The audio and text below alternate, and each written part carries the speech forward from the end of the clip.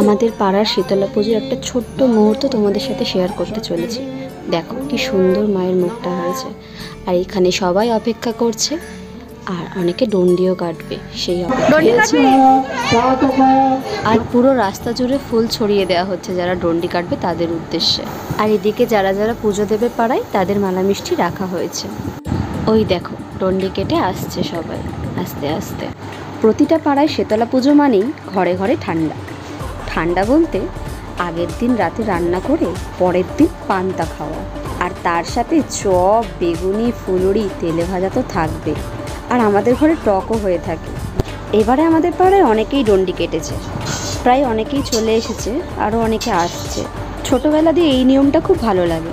যারা ডন্ডি কেটে আসে তাদের কোলে বসা, নাকি শুনেছি যারা ডন্ডি কেটে আসে তাদের কোলে বসলে যা রোগ জ্বালা থাকে সব চলে যায়, আর শরীরও খুব সুস্থ থাকে।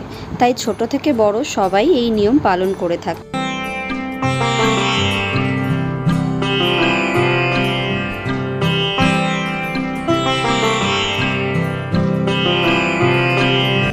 পরের দিন বিকেলে আবার চলে এলাম মায়ের দর্শন করতে।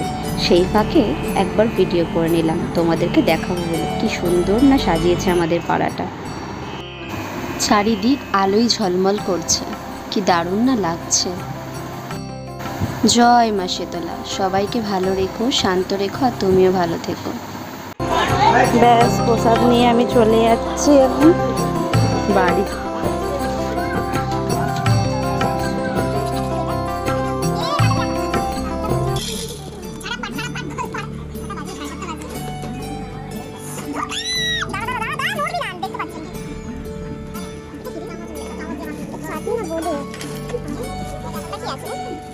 প্রসাদ দেখলেই আমার এক্সাইটমেন্ট বেড়ে যায়।